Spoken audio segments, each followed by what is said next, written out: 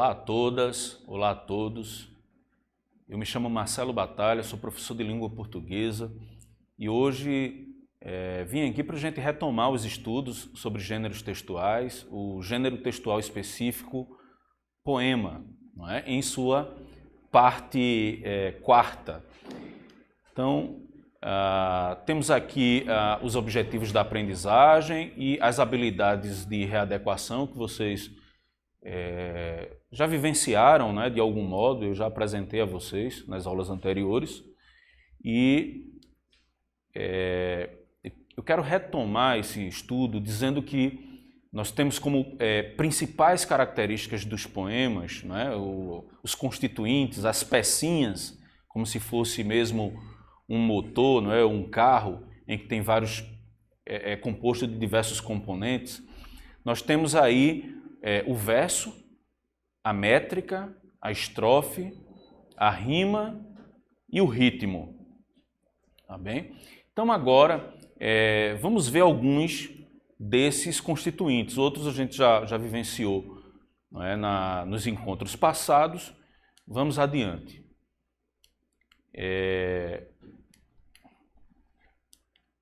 Sobre verso e estrofe, né? Temos aí tipos de versos, né? Nós temos várias formas, né, gráficas do verso, né? Temos os versos regulares, que eles também são chamados de versos isométricos, são aqueles que possuem a mesma medida, e aí depois eu vou explicar a vocês mais detalhadamente o que vem a ser essa medida, né? E temos aí também os versos livres, que são também chamados de versos heterométricos, ou seja, a própria conformação morfológica da palavra, ela já, digamos, indica a significação do termo, não é? Hétero quer dizer vários, né? Métrico de metra, de metro, de medida.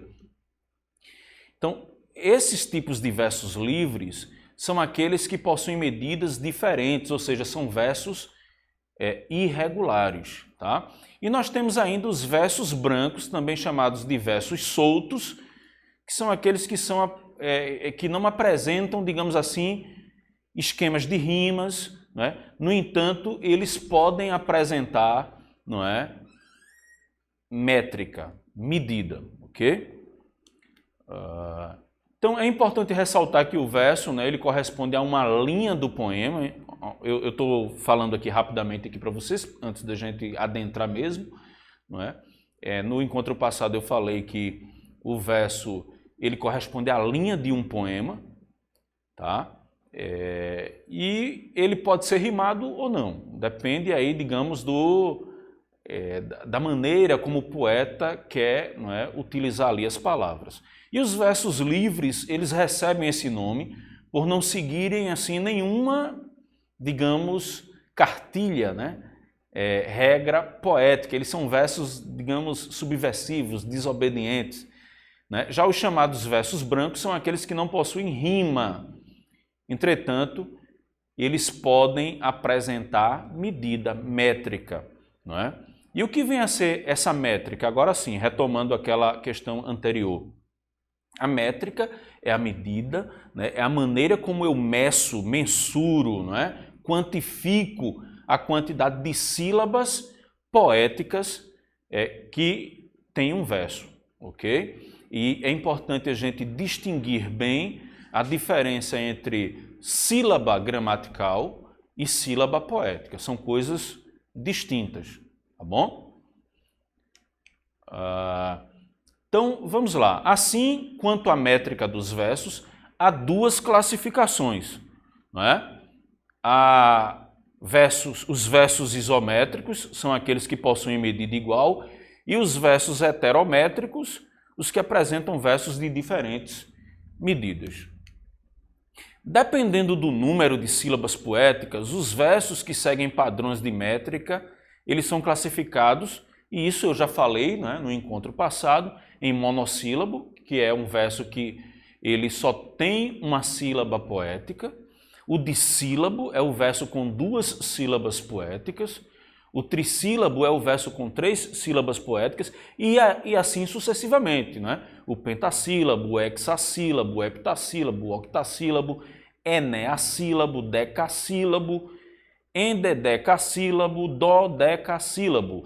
Destes todos aí, é importante a gente frisar que um dos padrões, vamos assim dizer, né? E por isso mesmo um padrão mais utilizado de métrica é o decassílabo, os sonetos decassílabos.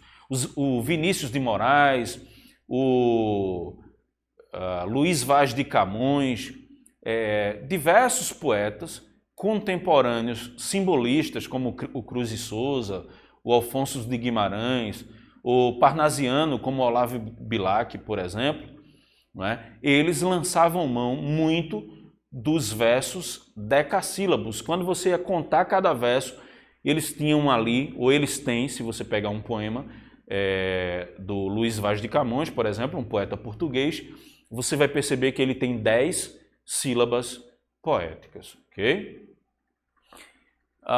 Então vamos ver aqui, olha, um poema com versos regulares. É um exemplo de um poema, não é, que utiliza versos decassílabos. Portanto, cada linha dessa aí, se você for quantificar, ele vai ter 10 sílabas poéticas, ok? Então vamos ler aqui o soneto de fidelidade, que inclusive eu já li na aula anterior, mas vamos reprisá-lo. De tudo ao meu amor serei atento. Antes, e com tal zelo e sempre e tanto, que mesmo em face do maior encanto, dele se encante mais meu pensamento. Quero vivê-lo em cada vão momento, e em louvor hei de espalhar meu canto, e rir meu riso e derramar meu pranto, ao seu pesar ou seu contentamento. E assim, quando mais tarde me procure, quem sabe, a morte e a angústia de quem vive, quem sabe a solidão, fim de quem ama, eu possa me dizer do amor que tive, que não seja imortal, posto que a chama, mas que seja infinito enquanto dure. Olha só, que coisa maravilhosa. Para além do sentido, né, para além do significado do texto, do poema, né, que trata aí de uma, digamos, de uma fidelidade, né, amorosa, mas o texto ele obedece a algumas regras, né? Alguns padrões da versificação. Se você pegar cada um desses versos aqui, cada uma dessas linhas, conterá exatamente 10 sílabas poéticas. Aí você observa, né, de repente assim, a olho nu, ou seja, numa primeira leitura, e diz, mas tem uma linha que é menor do que a outra. Talvez essa que seja maior tenha um número maior de sílabas, mas é importante a gente dizer que são sílabas poéticas, portanto é aquilo que é fonético. Então tem palavras que se juntam a outra, se emendam a outra, e sobre isso, num outro momento eu vou reservar uma aula para explicar melhor sobre essa questão das sílabas poéticas e das sílabas gramaticais, tá bom?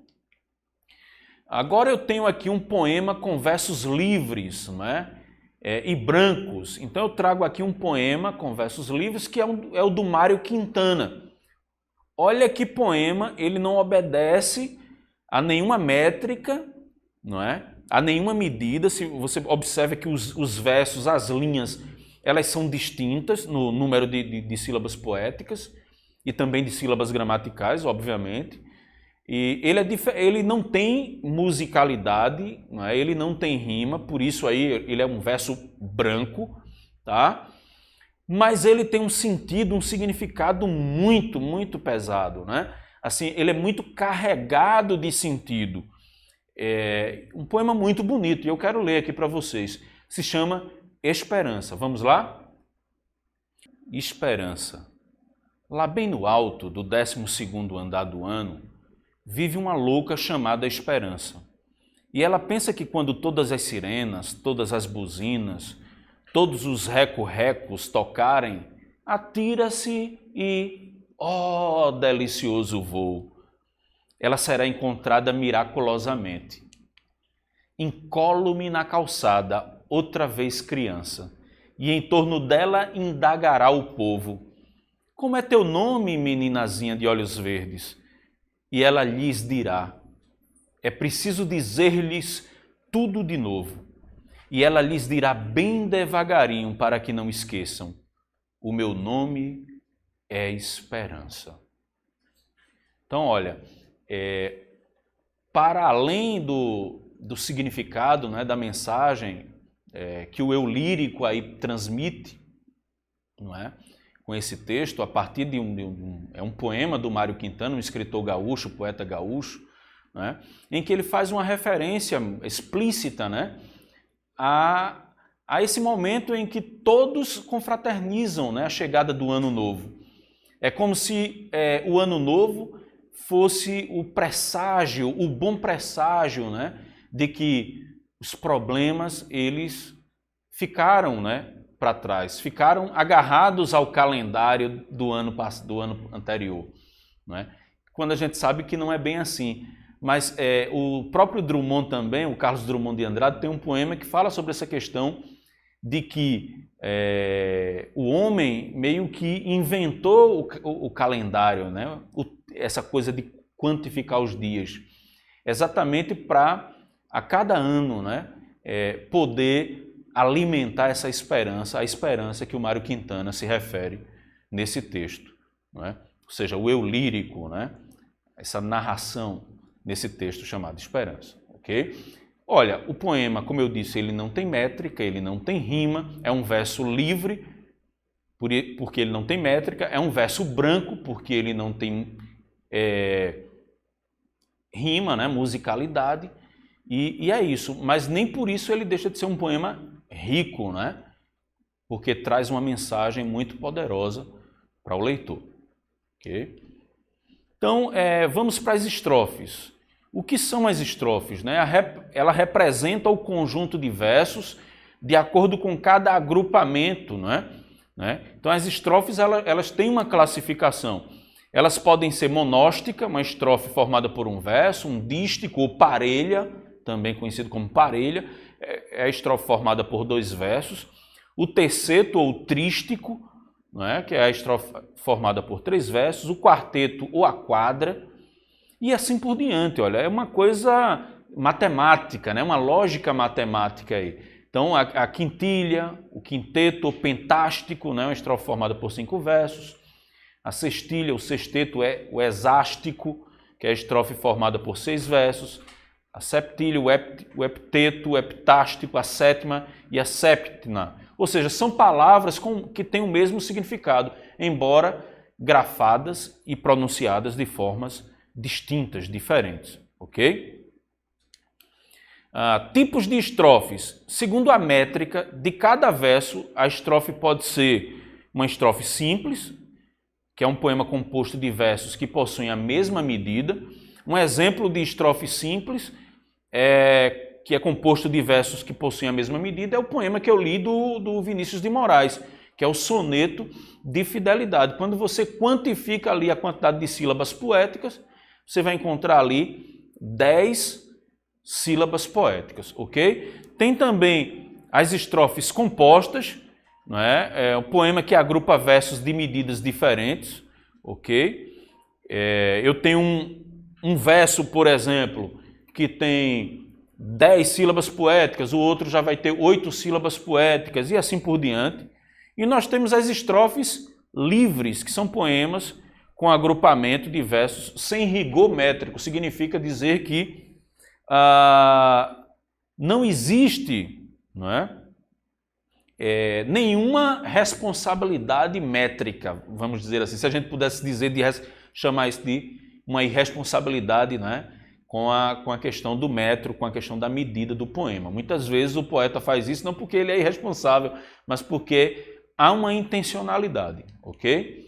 Então, olha só, é importante observar que na literatura há muitas formas poéticas fixas, ou seja, que seguem um padrão poético. Eu tenho, como eu disse, o soneto, eu tenho a redondilha menor, a redondilha maior, eu tenho o ditirambo, eu tenho a oitava. Então, assim, tem diversos tipos de formas poéticas, de composições poéticas. Então, o soneto é uma forma fixa, composta por 14 versos, né, formada de 2 quartetos, não é? E esses quartetos, eles compõem esses versos, né? Que com 4 versos, que eu chamo de quarteto, eles compõem uma estrofe, né? E os 2 tercetos que compõem outra estrofe, né? Por isso que eu chamo que eu digo que o soneto, esse soneto tradicional, ele é formado por 2 quartetos e 2 tercetos. Quando a gente soma, dá 14 versos. Ok? Então eu tenho aqui um exemplo de soneto, né, que eu li no início dessa aula, né, o soneto de fidelidade. De tudo ao meu amor serei atento, antes de contar os eles sempre tanto, que mesmo em face do maior encanto, dele se encante mais meu pensamento. Então esse poema ele já foi aqui lido, e aí vocês podem pesquisar um pouco mais sobre o autor, né, o Vinícius de Moraes, que é alguém que se notabilizou também pela arte, né, de compor grandes músicas, né, na bossa nova, né, nos afro-sambas. Então é um nome importantíssimo da nossa literatura brasileira. Curiosidades. Se a estrofe é formada por mais de 10 versos, ela é chamada de estrofe irregular, ou estrofe bárbara, não é? Então, dá-se esse nome. Da mesma maneira, os versos que possuem mais de 12 sílabas poéticas são os versos bárbaros. O estribilho, o refrão, essa palavra a gente escuta muito quando a gente vai para a igreja, aí, o cântico ou a harpa cristã, né? Então, existe ali o estribilho, né, no hino, né? O refrão na música, né, na música que a gente canta popular. O que é isso? Nada, são palavras sinônimas. E elas designam o quê? Semanticamente falando, no seu significado, a repetição da mesma estrofe num poema. Tá certo, gente? Então, era isso que tínhamos para hoje. Eu espero que vocês aproveitem bastante. Desejo a todos boas pesquisas, bons estudos, e que qualquer dúvida procure o seu professor. Tire a sua dúvida com o seu professor, com a sua professora. Se cuide. Tá? E até o próximo encontro.